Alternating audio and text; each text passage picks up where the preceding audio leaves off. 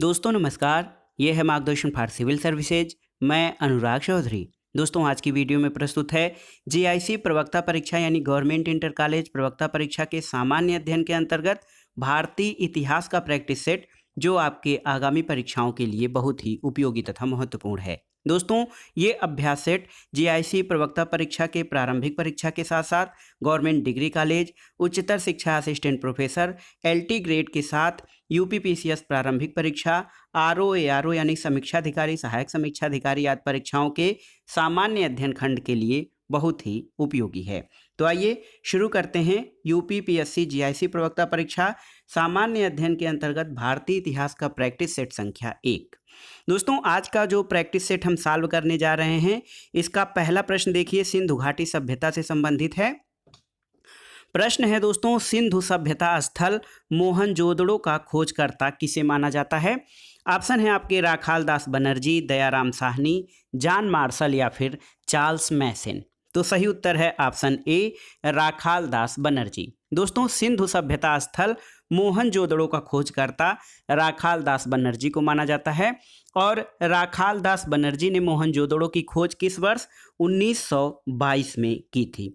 लेकिन दोस्तों देखिए, हड़प्पा की खोज जो है ये पहला सैंधव स्थल था जिसकी खोज की गई थी, हड़प्पा। तो देखिए हड़प्पा की खोज दयाराम साहनी ने 1921 में की थी। तो सही उत्तर है, सिंधु सभ्यता के स्थल मोहनजोदड़ो का खोजकर्ता राखाल दास बनर्जी हैं और हड़प्पा स्थल की खोज दयाराम साहनी द्वारा 1921 में की गई थी।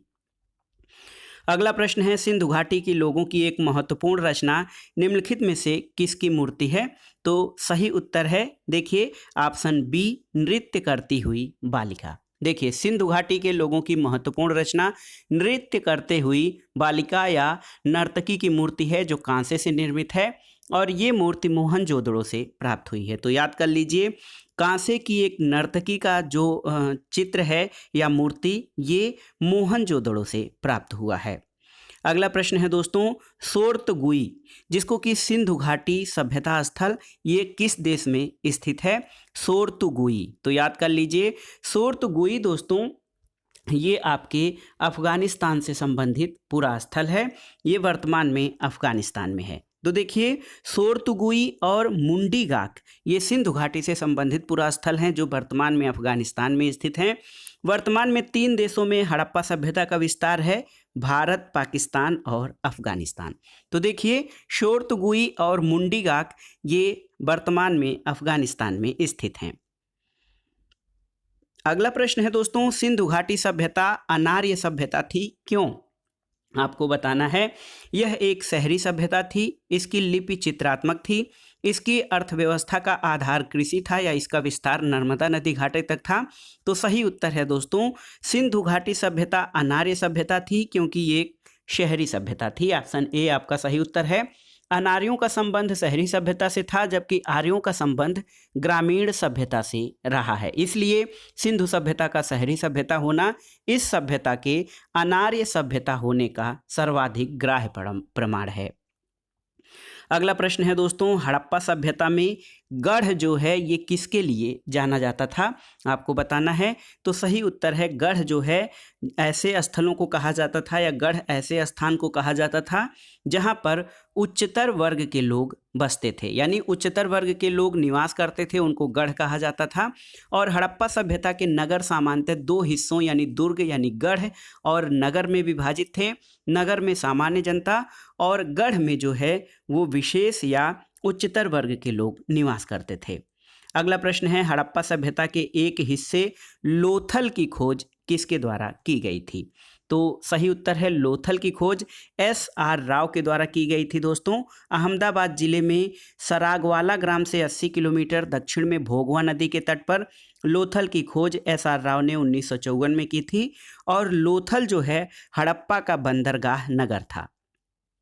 अगला प्रश्न है, निम्नलिखित सैंधव स्थलों में से कौन सा स्थल उत्तर प्रदेश में स्थित नहीं था? आपको बताना है। तो ऑप्शन देखिए हुलास, आलमगीरपुर, मांडी या दधेरी।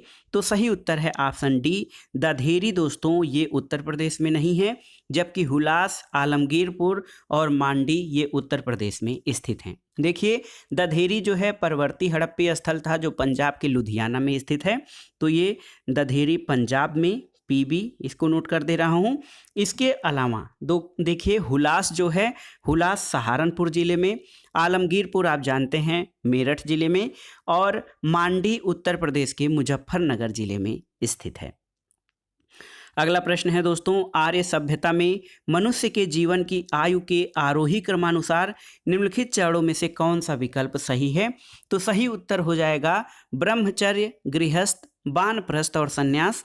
ऑप्शन ए आपका सही क्रम है, जीवन के आयु के आरोही क्रमानुसार जो सही चरण है। तो देखिए हिंदू धर्म में मानव जीवन को 4 अवस्थाओं में विभाजित करके आश्रम व्यवस्था का प्रावधान किया गया था, और 25 वर्ष की आयु यानी मनुष्य के संपूर्ण जीवन को 100 वर्ष मानकर 25 वर्ष की जो निर्धारित अवस्था थी उसके लिए ब्रह्मचर्य, गृहस्थ और वानप्रस्थ 4 आश्रम बनाए गए थे। और इनका जो सही क्रम है वह है सबसे शुरुआती ब्रह्मचर्य, उसके बाद गृहस्थ, फिर वानप्रस्थ और संन्यास है। अगला प्रश्न है दोस्तों, यहाँ पर देखिए निम्नलिखित में से कौन सी जनजाति सभा सामान्य रूप से जनजाति सरदार या मुखिया के चुनाव में शामिल होती थी? तो सही उत्तर है समिति। दोस्तों ऋग्वेद में समिति का 9 बार उल्लेख मिला है, और समिति को विश्व अथवा जनसाधारण की आवाज़ अभिव्यक्ति करने वाली संस्था कहा गया है। राजा जो कि जनजाति सरदार का मुखिया होता था, उसके निर्वाचन और पुनर्निर्वाचन में समिति का महत्वपूर्ण योगदान होता था। अगला प्रश्न है, अस्तोमा सद्गमय का उल्लेख सर्वप्रथम कहाँ पर हुआ है?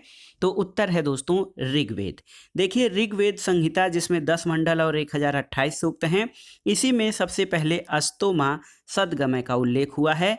ऐतरेय और कौशितकी ऋग्वेद के उपनिषद हैं, तो याद करिए अस्तोमा सद्गमय का उल्लेख सर्वप्रथम ऋग्वेद में हुआ है। अगला प्रश्न है, वैदिक धर्म का मुख्य लक्षण इनमें से किसकी उपासना थी? आपको बताना है। तो सही उत्तर है वैदिक धर्म का मुख्य लक्षण प्रकृति की उपासना थी। दोस्तों वैदिक धर्म के मुख्य लक्षण में प्रकृति की उपासना थी, और आर्यों ने प्रकृति की रहस्यमय शक्तियों से प्रभावित होकर इन्हें दिव्य स्वरूप प्रदान किया था। अगला प्रश्न है, कौन सी सामाजिक प्रथा केवल ऋग्वैदिक काल की प्रतीक है? देखिए बाल विवाह प्रथा, पर्दा प्रथा, सती प्रथा या दहेज प्रथा। तो सही उत्तर है ऑप्शन डी दहेज प्रथा। दोस्तों ऋग्वैदिक काल में विवाह के समय वधू पक्ष द्वारा भेंट के स्वरूप कुछ वस्तुएं, द्रव्य आदि दिया जाता था, इसलिए दहेज प्रथा ऋग्वैदिक काल की प्रतीक सामाजिक प्रथा है।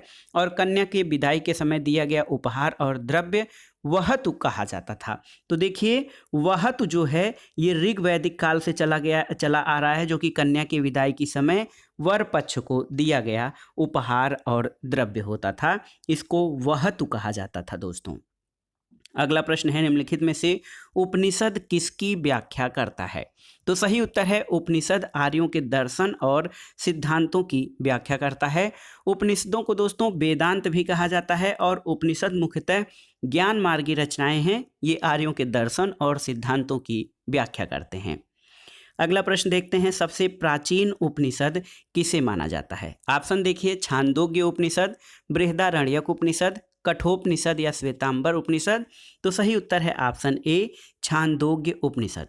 दोस्तों छांदोग्य उपनिषद सबसे प्राचीन उपनिषद माना जाता है, और इसी उपनिषद में सर्वखलविदम ब्रह्मसूत्र से अद्वैतवाद की स्थापना हुई है, और बृहदारण्यक उपनिषद में याज्ञवल्क्य गार्गी संवाद का उल्लेख मिलता है।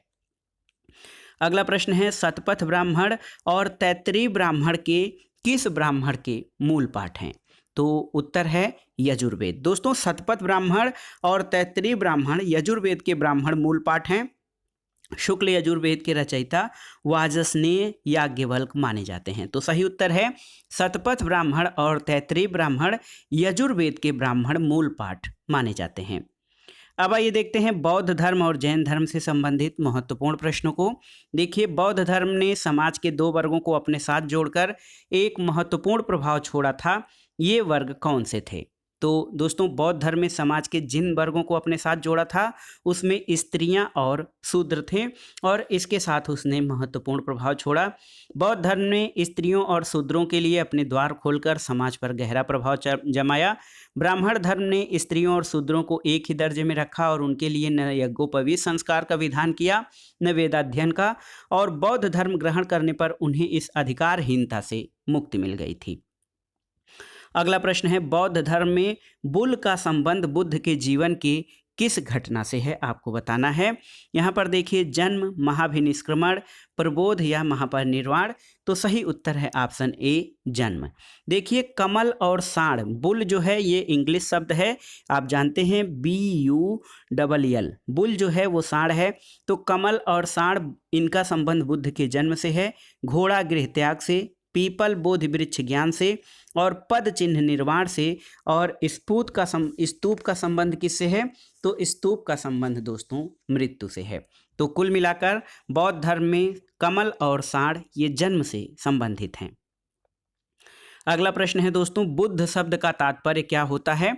तो सही उत्तर है, बुद्ध शब्द का तात्पर्य एक ज्ञान संपन्न व्यक्ति के लिए है जिसको ज्ञान की प्राप्ति हो गई हो।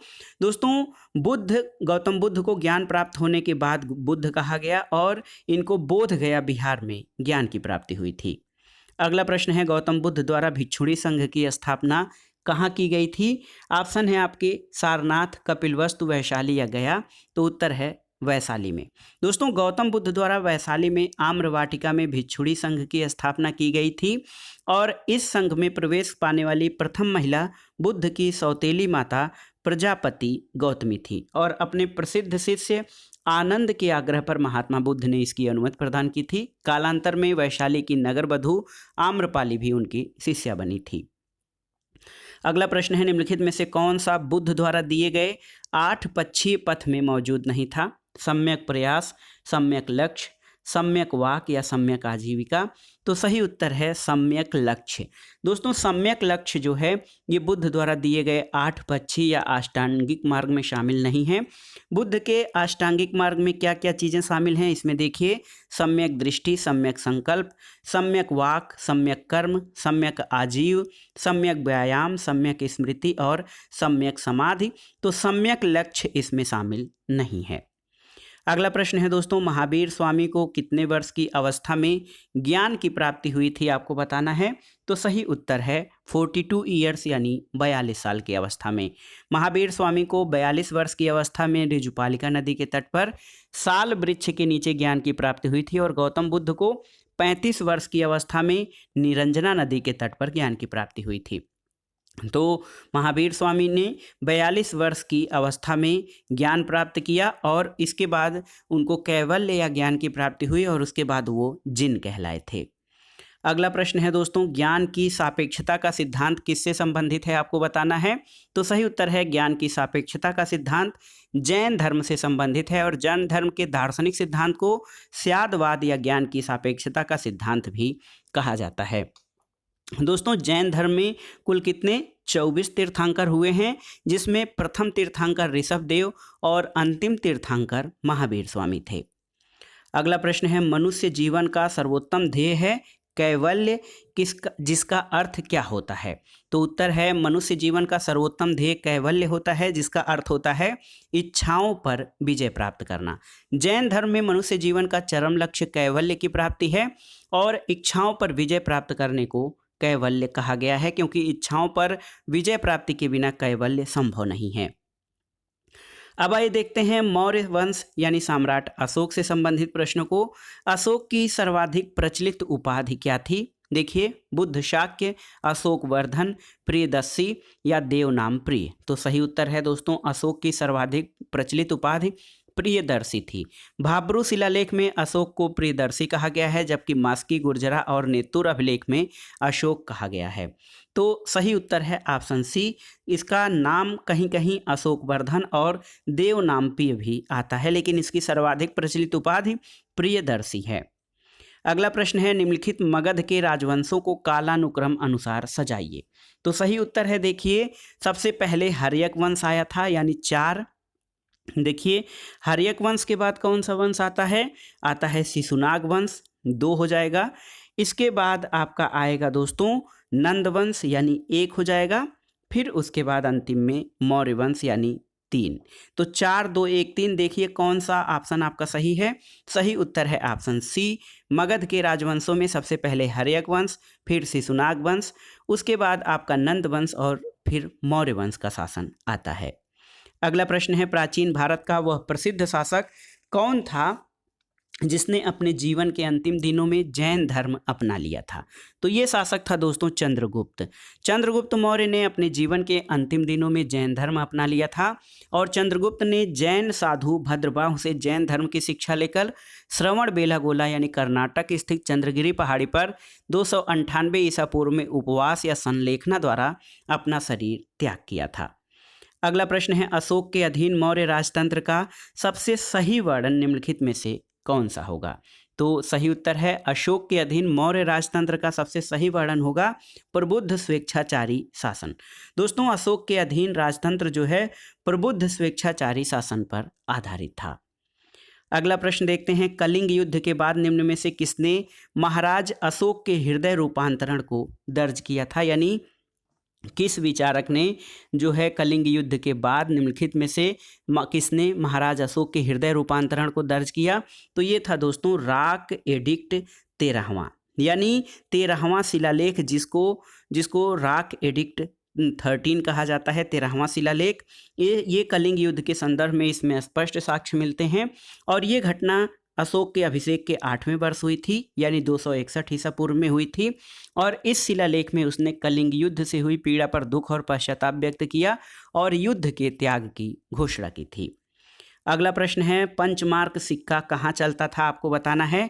तो सही उत्तर है दोस्तों पंचमार्क सिक्का मौर्य काल में संचलन में या प्रचलन में था। पंचमार्क सिक्के का प्रचलन 6ठी शताब्दी ईसा पूर्व में हुआ था और इसका प्रयोग मौर्य काल में व्यापक स्तर पर होता था। अगला प्रश्न है दोस्तों सारनाथ का लायन कैपिटल किस शासक से संबंधित है, आपको बताना है। सही उत्तर है सारनाथ का लायन कैपिटल अशोक से संबंधित है। लायन कैपिटल का मतलब है दोस्तों सिंह शीर्ष स्तंभ और अशोक से संबंधित है, ये अशोक के शासनकाल में बना था। अगला प्रश्न है दोस्तों देखिए कलिंग युद्ध अशोक के राज्याभिषेक के कितने वर्ष बाद हुआ था, आपको बताना है। तो सही उत्तर है 8वें वर्ष बाद। कलिंग युद्ध अशोक के राज्याभिषेक के 8वें वर्ष बाद यानी 261 ईसा पूर्व में हुआ था और अशोक का शासनकाल 269 ईसा पूर्व से 232 ईसा पूर्व तक था। कलिंग युद्ध के 2 वर्ष पहले ही सम्राट अशोक ने भगवान बुद्ध की मानवतावादी शिक्षाओं से प्रभावित होकर बौद्ध धर्म को अपना लिया था। अगला प्रश्न है दोस्तों निम्नलिखित कथनों में से कौन सा कथन समुद्रगुप्त के बारे में सही नहीं है, आपको बताना है। देखिए प्रयाग प्रशस्ति में समुद्रगुप्त को धर्म प्राचीर बंधः कहा गया है, ये आपका सही है। समुद्रगुप्त ने अश्वमेध प्रकार का सिक्का चलाया था, ये भी सही है। रामगुप्त समुद्रगुप्त का पुत्र था, सही है। और समुद्रगुप्त की माता का नाम प्रभावती गुप्त था, ये सही नहीं है। दोस्तों समुद्रगुप्त के पिता का नाम चंद्रगुप्त प्रथम था। चंद्रगुप्त प्रथम की पत्नी कुमार देवी थी। इस प्रकार समुद्रगुप्त की माता का नाम कुमार देवी था और प्रभावती गुप्त जो थी ये चंद्रगुप्त द्वितीय की राजकुमारी कुबेर नागा से उत्पन्न पुत्री थी। तो जो है प्रभावती गुप्ता चंद्रगुप्त द्वितीय की जो है पुत्री थी, जबकि ये समुद्रगुप्त की माता जो थी वो कुमार देवी थी। अगला प्रश्न है दोस्तों किस गुप्त शासक को उसके सिक्कों पर बीड़ा बजाते हुए अंकित किया गया है। तो उत्तर है समुद्रगुप्त। दोस्तों समुद्रगुप्त चंद्रगुप्त प्रथम के बाद शासक बना था और परक्रमांक सर्वराजोच्छेता और लिच्छवी दौहित्र आदि उपाधियों से उसने अपने आप को विभूषित किया। और समुद्रगुप्त ने गरुड़ प्रकार का ध्वजधारी धनुर्धारी अश्वमेध प्रकार और बीड़ा वादन प्रकार का सिक्का चलाया था और समुद्रगुप्त को इसके सिक्कों पर बीड़ा बजाते हुए दिखाया गया है। अगला प्रश्न है दोस्तों प्रयाग प्रशस्ति अभिलेख मूलतः कहाँ पर था जिसे जहांगीर ने इलाहाबाद के किले में स्थापित करवाया था। तो उत्तर है दोस्तों ये मूल रूप से कौशाम्बी में स्थित था। देखिए प्रयाग प्रशस्ति अभिलेख जो था ये स्तंभ प्रयाग प्रशस्ति मूल रूप से कौशाम्बी में था और अकबर के समय जहांगीर ने इलाहाबाद यानी वर्तमान प्रयागराज के किले में इसको स्थापित करवाया था और इस स्तंभ पर गंगा अवतरण का भी उल्लेख है। अशोक, समुद्रगुप्त, जहांगीर और बीरबल का संबंध इस स्तंभ लेख से है। तो सही उत्तर है प्रयाग प्रशस्ति अभिलेख, ये जो है मूल रूप से कौशाम्बी में था। अगला प्रश्न है दोस्तों, रजत सिक्के या चांदी के सिक्के चलाने वाला पहला गुप्त शासक कौन था, आपको बताना है। तो सही उत्तर है चंद्रगुप्त। दोस्तों रजत सिक्के चलाने वाला पहला गुप्त शासक चंद्रगुप्त द्वितीय था। चंद्रगुप्त द्वितीय ने धनुर्धारी, अश्वारूढ़, छत्रधारी, ध्वजधारी आदि अंकन के सिक्के चलाए थे और इसने समुद्रगुप्त के व्याघ्र निहंता प्रकार के सिक्कों को सिंह निहंता प्रकार के सिक्कों में बदल दिया था। तो सही उत्तर है चांदी के सिक्के चलाने वाला प्रथम गुप्त शासक चंद्रगुप्त द्वितीय था। अगला प्रश्न है दोस्तों, किस गुप्त शासक के शासनकाल में प्रसिद्ध चीनी यात्री फाहियान भारत आया था। तो सही उत्तर है फाहियान चंद्रगुप्त द्वितीय विक्रमादित्य के शासनकाल में 399 ईस्वी में भारत आया था। और फाहियान के अतिरिक्त जो दोस्तों अन्य यात्रियों में सुंगयान, ह्वेनसांग और इसिंग थे, जो कि विभिन्न समयों में भारत में आए थे। ह्वेनसांग हर्षवर्धन के समय में भारत आया था। अगला प्रश्न देखते हैं, किस गुप्त शासक ने आक्रमणकारी हुड़ों से अपने साम्राज्य की सफलतापूर्वक रक्षा की थी। तो उत्तर है स्कंदगुप्त। दोस्तों स्कंदगुप्त और हुड़ों के मध्य हुए संघर्ष के विषय में जूनागढ़ अभिलेख, भीतरी अभिलेख, चंद्रगर्भ परिप्रेक्षा, चांद्र व्याकरण और कथा सरित सागर से प्रकाश पड़ता है। और जूनागढ़ अभिलेख में हुड़ों को मलेच्छ कहा गया है। स्कंदगुप्त ने हुड़ों को परास्त करने के उपलक्ष्य में सारंग उपाधि धारण की और भगवान विष्णु की मूर्ति जो है भीतरी में स्थापित की थी। अगला प्रश्न है, हिंदू कानून ग्रंथ दाय भाग किसने लिखा है। तो आपको बताना है हिंदू कानून के ग्रंथ दाय भाग के लेखक कौन हैं। तो ये हैं जीमूत वाहन। दोस्तों हिंदू विधि या कानून ग्रंथ दाय भाग के लेखक जीमूत वाहन हैं। हिंदू उत्तराधिकार संबंधी जो है भारतीय कानून को लागू करने के लिए मुख्य रूप से दो मान्यताएं हैं। पहला है दाय भाग जो बंगाल और असम में लागू है। द्वितीय मिताक्षरा जो शेष भारत में लागू है। मिताक्षरा याज्ञवल्क स्मृति पर विज्ञानेश्वर द्वारा रचित टीका है और ये ग्रंथ जन्मना उत्तराधिकार के सिद्धांत के लिए प्रसिद्ध है। अगला प्रश्न है, सबसे पुराना हिंदू महाकाव्य कौन सा है। तो आप जानते हैं सबसे पुराना हिंदू महाकाव्य दोस्तों ये रामायण है। रामायण जो है सबसे पुराना हिंदू महाकाव्य है और महाभारत जो है रामायण के पश्चात यानी रामायण के बाद लिखा गया महाकाव्य है। अगला प्रश्न है, चंद्रगुप्त द्वितीय के दरबार में नवरत्न रहते थे जिनमें फलित ज्योतिष के विद्वान कौन थे। तो उत्तर है दोस्तों चंद्रगुप्त द्वितीय के दरबार में जो नवरत्न रहते थे उसमें फलित ज्योतिष के विद्वान छपड़क थे। तो सही उत्तर है छपड़क जो थे वो फलित ज्योतिष के विज्ञान थे। अमर सिंह कोशकार थे, शंकु जो है वास्तुकार थे और बाराह मिहिर ये खगोल वैज्ञानिक थे। अगला प्रश्न है, चंद्रगुप्त द्वितीय के दरबार में कौन व्याकरण, न्याय मीमांसा और शब्द का विद्वान और कवि तथा शैव मतावलंबी भी था। ऑप्शन है कालिदास, वीरसेन, अमर सिंह या घटकरपर। तो सही उत्तर है ऑप्शन बी वीरसेन। दोस्तों चंद्रगुप्त द्वितीय का संधि विग्रहिक सचिव वीरसेन व्याकरण, न्याय मीमांसा और शब्द का विद्वान और कवि था। कालिदास चंद्रगुप्त द्वितीय के दरबार में रहने वाले संस्कृत के विद्वान थे। अगला प्रश्न है, समुद्रगुप्त को भारत का नेपोलियन या नेपोलियन ऑफ इंडिया किसने कहा था। तो सही उत्तर है वी.एस. स्मिथ। दोस्तों इतिहासकार वी स्मिथ ने समुद्रगुप्त को भारत का नेपोलियन कहा था। समुद्रगुप्त चंद्रगुप्त प्रथम का पुत्र था और हरिसेन के द्वारा रचित प्रयाग प्रशस्त में समुद्रगुप्त के विजय अभियानों की जानकारी मिलती है। अगला प्रश्न देखते हैं, प्रश्न संख्या 43, किस गुप्त शासक ने परम भागवत की उपाधि धारण की और अपनी पुत्री का विवाह वाकाटक नरेश से किया था। आपको बताना है। तो सही उत्तर है चंद्रगुप्त द्वितीय। दोस्तों चंद्रगुप्त द्वितीय ने विक्रमादित्य और परम भागवत की उपाधि धारण की और इसने अपनी पुत्री प्रभावती गुप्ता का विवाह वाकाटक नरेश रुद्रसेन द्वितीय के साथ किया था। अब आइए हर्षवर्धन से संबंधित प्रश्नों को देखते हैं। निम्नलिखित पुस्तकों में से किसकी रचना सम्राट हर्षवर्धन ने नहीं की है। ऑप्शन देखिए, प्रियदर्शिका, रत्नावली, मालती माधव या नागानंद। तो सही उत्तर है दोस्तों मालती माधव। प्रियदर्शिका, रत्नावली और नागानंद ये हर्ष की रचनाएं हैं, सम्राट हर्ष की, और ये नाटक हैं। हर्ष को साहित्यकार, सम्राट तथा कविंद्र भी कहा गया है। और दोस्तों मालती माधव जो है ये हर्ष की रचना नहीं है। अगला प्रश्न है हर्ष और पुलकेशिन द्वितीय के बीच किस नदी के किनारे पर युद्ध हुआ था जिसमें हर्ष की पराजय हुई थी? तो सही उत्तर है नर्मदा नदी। दोस्तों हर्ष और पुलकेशिन द्वितीय के बीच नर्मदा नदी के तट पर युद्ध हुआ था। इसका उल्लेख वेनसांग की रचना शियुकी और एहोल अभिलेख में हुआ था और इस युद्ध में हर्ष की पराजय हुई थी। अगला प्रश्न है सम्राट हर्ष के द्वारा हर 5वें वर्ष प्रयाग में महामोक्ष परिषद का आयोजन किस लिए किया जाता था? आपको बताना है। तो ऑप्शन बी सही उत्तर है, दान देने के लिए। सम्राट हर्ष जो है प्रयाग में प्रति 5वें वर्ष महामोक्ष परिषद का आयोजन करता था और दान देने के लिए करता था। इस प्रकार की 6वीं महामोक्ष परिषद में चीनी यात्री ह्वेनसांग सम्मिलित हुआ था और सम्राट हर्ष ने कन्नौज में धर्म सभा का महासम्मेलन भी बुलाया था। अगला प्रश्न है दोस्तों निम्नलिखित में से किसे शिलादित्य के नाम से जाना जाता है? तो सही उत्तर है शिलादित्य के नाम से दोस्तों हर्षवर्धन को जाना जाता है। राज्यवर्धन देखिए राज्यवर्धन की गौड़ नरेश शशांक द्वारा हत्या कर दिए जाने पर 606 ईस्वी में 16 वर्ष की आयु में हर्षवर्धन थानेश्वर की गद्दी पर बैठा था और हर्ष को शिलादित्य के नाम से भी जाना जाता है। अगला प्रश्न है हर्षचरित में वर्णित लोकपाल शब्द किसके लिए प्रयोग में आया है? तो सही उत्तर है प्रांतीय शासक के लिए लोकपाल शब्द का प्रयोग किया गया है।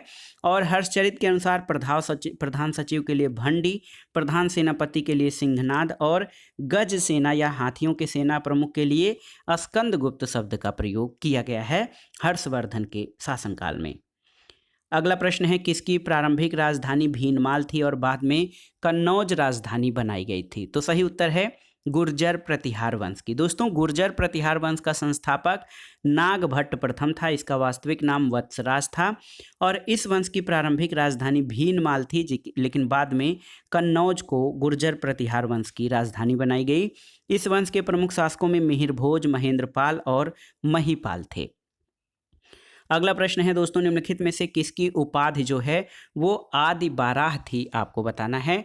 ऑप्शन है महीपाल, महेंद्रपाल, नागभट्ट द्वितीय या मिहिर भोज प्रथम। तो सही उत्तर है मिहिर भोज प्रथम। दोस्तों मिहिर भोज प्रथम जो था वो गुर्जर प्रतिहार वंश का सबसे प्रतापी शासक था। उसने आदि बाराह प्रभास उपाधियां धारण की थी और ग्वालियर अभिलेख में मिहिर भोज के लिए आदि बाराह उपाधि का वर्णन मिलता है। अगला प्रश्न है राष्ट्रकूट वंश का संस्थापक कौन था? तो आप जानते हैं राष्ट्रकूट वंश का संस्थापक दोस्तों दंतदुर्ग था और दंतदुर्ग ने उज्जैन में हिरण्यगर्भ दान यज्ञ किया था और एलोरा में दशावतार मंदिर का निर्माण भी करवाया था। तो राष्ट्रकूट वंश का संस्थापक दंतदुर्ग था। अगला प्रश्न है दोस्तों कविराज मार्ग और रत्नमालिका का लेखक अमोघ वर्ष किस वंश का शासक था?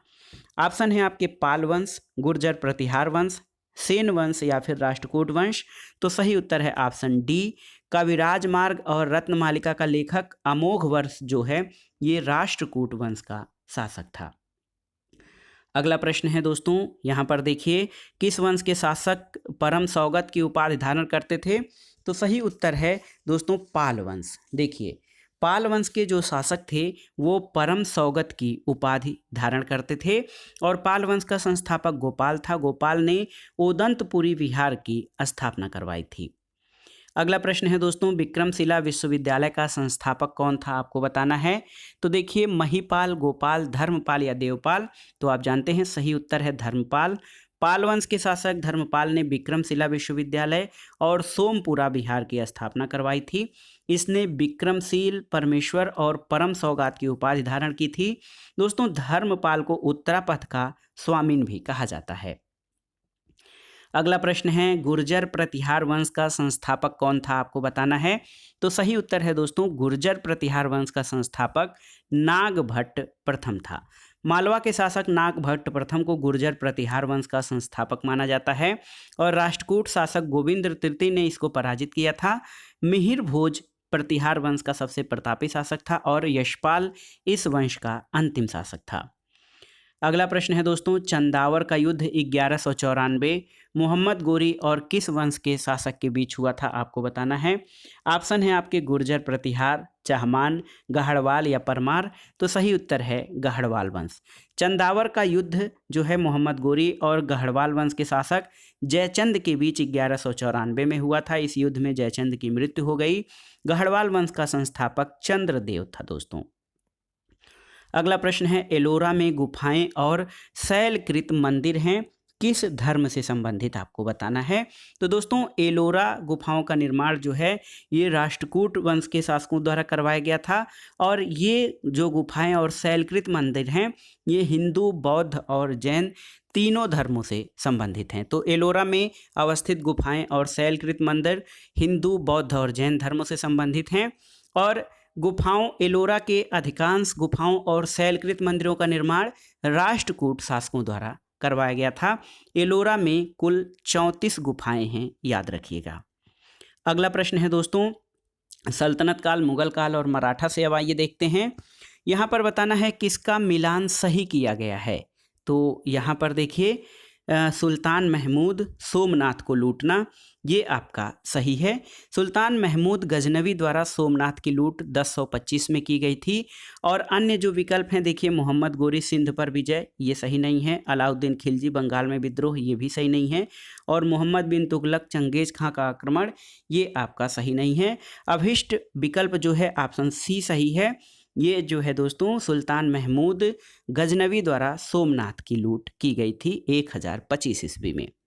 अगला प्रश्न है, निम्नलिखित का मिलान करना है आपको। देखिए, तुगलकाबाद का किला, दोस्तों तुगलकाबाद का किला गयासुद्दीन तुगलक के द्वारा बनवाया गया था। लाल किला का निर्माण, दिल्ली का लाल किला का निर्माण शाहजहां के द्वारा करवाया गया था। हौज खास, ये फिरोज शाह तुगलक के द्वारा। और द सिटी ऑफ सीरी या सीरी कोट जो है, सूरी कोट का निर्माण दोस्तों अलाउद्दीन खिलजी के द्वारा करवाया गया था। तो सही ऑप्शन क्या हो जाएगा? Option B. ऑप्शन बी आपका सही उत्तर हो जाएगा। 4, 2, 3 और 1। अगला प्रश्न है दोस्तों, देखिए, किस सुल्तान ने सती प्रथा रोकने का प्रयास किया था। तो ये बहुत ही महत्वपूर्ण प्रश्न है। दिल्ली सल्तनत का कौन सा सुल्तान था जिसने सती प्रथा रोकने का प्रयास किया था? ऑप्शन है अलाउद्दीन खिलजी, मोहम्मद बिन तुगलक, जलालुद्दीन खिलजी या फिरोज तुगलक। तो सही उत्तर है ऑप्शन बी, मोहम्मद बिन तुगलक। दोस्तों, मोहम्मद बिन तुगलक जो है दिल्ली सल्तनत का ऐसा सुल्तान था जिसने सती प्रथा को रोकने का प्रयास किया था, और वो होली में भी हिस्सा लेता था। अगला प्रश्न है, राजा दैवी अधिकार से संपन्न है, इससे मिलता जुलता सिद्धांत राजा की गरिमा, इस दूसरे सिद्धांत को प्रतिपादित करने वाला पहला मुस्लिम शासक कौन था? ऑप्शन है अलाउद्दीन खिलजी, कुतुबुद्दीन ऐबक, इल्तुतमिश या बलवन। तो सही उत्तर है ऑप्शन डी, बलवन। दोस्तों, राजत्व की गरिमा का सिद्धांत प्रतिपादित करने वाला पहला शासक बलवन था, और उसने दरबारियों से कहा था कि राजत्व एक दैवी संस्था है, और उसने अपने पुत्रों से राजत्व के संबंध में कहा कि राजा का हृदय ईश्वर की कीर्ति को प्रतिबिंबित करता है। बलवन ने अपने को फिरदौसी के शाहनामा में वर्णित अफरासियाब वंशज और शासन को ईरानी आदर्श के रूप में सुव्यवस्थित करने का प्रयास किया था। तो राजत्व की गरिमा या राजत्व का सिद्धांत प्रतिपादित करने वाला जो सुल्तान था वो था बलवन। अगला प्रश्न है दोस्तों, सूची 1 का सूची 2 से मिलान करना है। यहाँ पर देखिए, पानीपत, पहला जो है कि पानीपत की द्वितीय लड़ाई, पानीपत की द्वितीय लड़ाई ये है भारत में मुगल शासन। पानीपत की द्वितीय लड़ाई जो है भारत में मुगलों के शासनकाल के समय में 1556 में हुई थी। दूसरा है आपका तराइन की द्वितीय लड़ाई, तो ये भारत में तुर्की शासन, ये बहुत ही महत्वपूर्ण है, बी का तीसरा हो जाएगा। तालीकोटा की लड़ाई, विजयनगर साम्राज्य का पतन, इसको राक्षसी तांगड़ी का युद्ध भी कहा जाता है। और दोस्तों, प्लासी की लड़ाई, ये भारत में ब्रिटिश शासन की शुरुआत यहीं से होती है, तो प्लासी की लड़ाई 2 हो जाएगा। तो सही विकल्प आपका हो जाएगा दोस्तों 4, 3, 1, 2। देखिए, 4, 3, 1 और 2, ये आपका ऑप्शन डी सही उत्तर है। पानीपत की दूसरी लड़ाई 1556 में मुगल शासक अकबर और हेमू के बीच हुई थी। तराइन की द्वितीय लड़ाई मोहम्मद गोरी और पृथ्वीराज चौहान के साथ भारत में तुर्की शासन का मार्ग प्रशस्त हुआ। तालीकोटा की लड़ाई 1565 में विजयनगर के शासक रामराय और संगठित मुस्लिम शक्तियों बीजापुर, अहमदनगर, बीदर और गोलकुंडा के बीच हुआ था, जिसमें विजयनगर की सेना पराजित हुई और मुसलमानों ने विजयनगर शहर को बर्बाद कर दिया। और प्लासी की लड़ाई 1757 में बंगाल के नवाब सिराजुद्दौला को अंग्रेजों द्वारा पराजित किए जाने पर भारत में ब्रिटिश शासन का मार्ग प्रशस्त हो गया था। और प्लासी के युद्ध में अंग्रेजी सेना का नेतृत्व क्लाइव ने किया था दोस्तों। अगला प्रश्न है, सल्तनत काल के दौरान भूमि वितरण और प्रशासनिक प्रणाली का एक अद्भुत प्रकार विकसित हुआ था, जिसको क्या कहा जाता था? तो सही उत्तर है इक्तादारी। दोस्तों सल्तनत काल में भूमि वितरण और प्रशासनिक प्रणाली का एक अद्भुत प्रकार विकसित हुआ था जिसको कि इक्तादारी व्यवस्था कहा गया। और इक्तादारी व्यवस्था में या भारत में इक्ता व्यवस्था की शुरुआत इल्तुतमिश के द्वारा की गई थी। ये बहुत ही महत्वपूर्ण है। ये हस्तांतरणीय लगान अधिन्यास था और भूमि का एक विशेष खंड होता था जो सैनिक या सेना के अधिकारियों को प्रदान किया जाता था, लेकिन वे इस भूभाग के मालिक नहीं होते थे, केवल लगान का उपयोग कर सकते थे। अगला प्रश्न है, निम्नलिखित में से किसने ढोल की तेज आवाज के साथ एक महिला का अपने पति की चिता के साथ स्वतः को जला लेने दृश्यों का भयानक चित्रण किया है? ऑप्शन है इब्न बतूता, बरनी, बदायूनी या अमीर खुसरो। तो सही उत्तर है ऑप्शन ए इब्न बतूता। दोस्तों इब्न बतूता 1333 में मोहम्मद बिन तुगलक के शासनकाल में भारत आया था और 1342 में उसे सुल्तान के राजदूत की हैसियत से चीन भेजा गया था और इब्न बतूता के द्वारा रहला नामक पुस्तक की रचना की गई है दोस्तों। और जानिए रहला में मोहम्मद तुगलक के समकालीन घटनाओं का वर्णन मिला है और ये जो दृश्य है कि ढोल की तेज आवाज़ के साथ एक महिला का अपने पति की चिता के साथ स्वतः को जला लेने का दृश्य, ये रहला में इब्न बतूता के द्वारा वर्णित किया गया है। अगला प्रश्न है दोस्तों, कुतुब मीनार का निर्माण किसने पूरा करवाया था? तो सही उत्तर है इल्तुतमिश ने। कुतुब मीनार का निर्माण कुतुबुद्दीन ऐबक ने 1192 में प्रारंभ करवाया था, जिसको इल्तुतमिश ने पूरा करवाया था और बाद में थोड़ा सा टूट फूट को जो है फिरोज शाह तुगलक ने अंतिम या इसकी 5वीं मंजिल का निर्माण करवाया था। अगला प्रश्न है देखिए, और इस वीडियो का यानी जीआईसी प्रवक्ता परीक्षा सामान्य अध्ययन के अंतर्गत भारतीय इतिहास का जो पहला भाग है, इसका जो लास्ट वीडियो है, किस तुर्की सुल्तान द्वारा रक्त और लौह की नीति अपनाई गई थी? तो आप जानते हैं बलवन के द्वारा। दोस्तों बलवन ने राजत्व सिद्धांत का प्रतिपादन भी किया था और इसके द्वारा ब्लड एंड आयरन यानी रक्त और लौह की नीति अपनाई गई थी। तो दोस्तों ये था आज का वीडियो। यूपीपीएससी जीआईसी प्रवक्ता परीक्षा सामान्य अध्ययन के लिए महत्वपूर्ण भारतीय इतिहास खंड का जो है प्रैक्टिस सेट संख्या 1, जो विशेष रूप से जीआईसी प्रवक्ता परीक्षा के प्रारंभिक परीक्षा के सामान्य अध्ययन के साथ साथ यूपीपीसीएस प्रारंभिक परीक्षा, उत्तर प्रदेश अधीनस्थ सेवा चयन आयोग द्वारा आयोजित परीक्षाओं, गवर्नमेंट डिग्री कॉलेज, उच्चतर शिक्षा एलटी ग्रेड और सामान्य अध्ययन से आयोजित अन्य परीक्षाओं के सामान्य अध्ययन खंड के इतिहास पार्ट के लिए बहुत ही उपयोगी तथा महत्वपूर्ण है। आप इसमें आए प्रश्नों को तैयार कर लीजिएगा। दोस्तों वीडियो आपको कैसा लगा हमें कमेंट बॉक्स में ज़रूर बताइएगा। वीडियो को लाइक करें, शेयर करें और इस चैनल मार्गदर्शन फॉर सिविल सर्विसेज को सब्सक्राइब करें। वीडियो देखने के लिए धन्यवाद। नमस्कार।